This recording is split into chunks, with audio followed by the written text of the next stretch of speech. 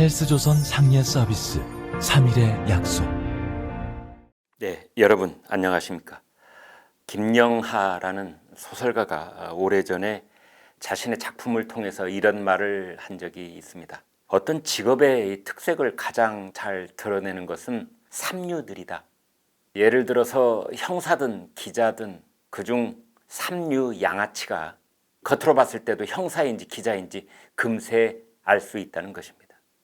일류 형사는 겉으로 봐서는 교수인지 형사인지 잘 모를 만큼 신사답고 말쑥합니다. 그러나 삼류 양아치 형사는 마치 건달처럼 놀면서 구멍가게나 포장마차 주인에게 용돈도 뜯어내고 돌아다닌다는 것입니다. 물론 이제 풍자적으로 한 말입니다. 지금 정권의 특징을 한마디로 말한다면 그들 중 일부는 마치 삼류 양아치처럼 아무데나 둘쑤시고 돌아다니고 여기저기 증거물을 흘려놓고 부끄러운 줄도 모른다는 점입니다.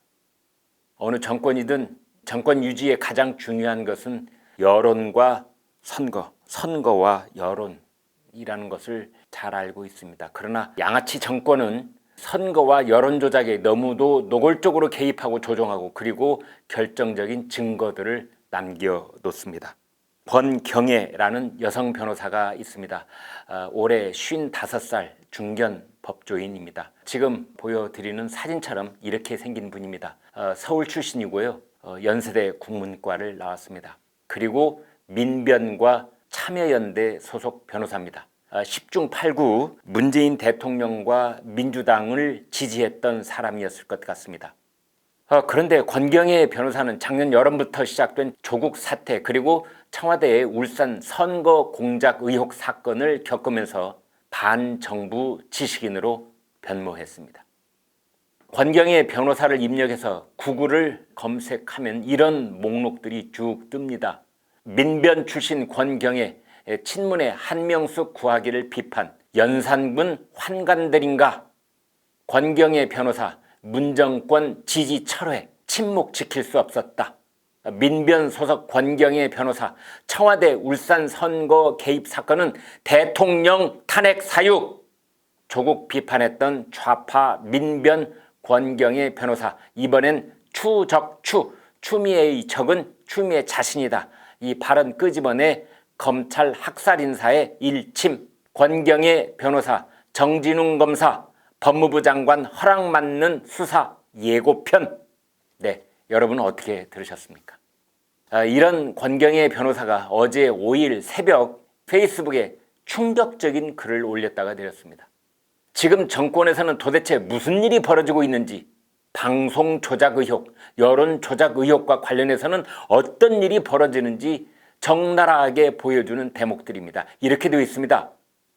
지난해 9월 9일 조국 법무부 장관 임명 당일 김오수 법무부 차관과 이성윤 검찰국장이 윤석열 총장을 배제한 특별수사팀 구성을 제안했다는 보도를 보고 페북에 스카이캐슬이 끝나고 하우스 오브 카드의 시작이냐는 간단한 글을 올렸다. 특정 누군가가 보라고 쓴 포스팅이었다. 실시간으로 보고 있는 걸 아니까 5분도 채 지나기 전에 청와대 민정수석실에서 전화가 왔다.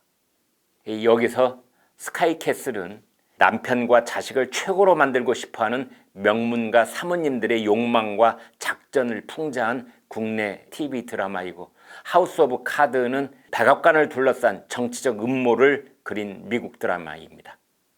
자, 작년 9월 9일 조국 씨가 법무장관으로 임명되던 날 법무부의 김오수 차관과 이성윤 검찰국장이 조국 장관에게 윤석열 총장을 배제한 특별수사팀을 구성하자고 제안했던 그날 권경애 변호사는 자신이 이렇게 변했다고 적었습니다. 그날이 이 정부의 검찰개혁안에 대한 적극적 응원이 의심으로 바뀌었던 변곡점이었다.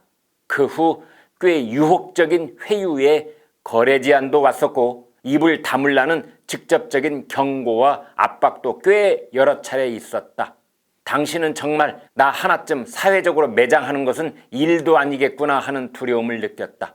이명박 박근혜 시절에도 없던 압박과 공포였다. 여기서 유혹적인 회유라고 하는 것은 권력의 핵심에 다가갈 수 있는 어떤 공직이나 감투를 제안했다는 뜻일 수 있습니다. 반대로 입을 다물라는 경고와 압박이란 본인 말처럼 사회적으로 매장시킬 수 있다는 협박이었을 것입니다. 자, 이어서 권경의 변호사는 오늘 아침 조선중앙 두 신문에 대서특필된 것처럼 정권의 도덕성을 뿌리부터 흔들어버리는 폭로를 하게 됩니다. 이렇게 되어 있습니다.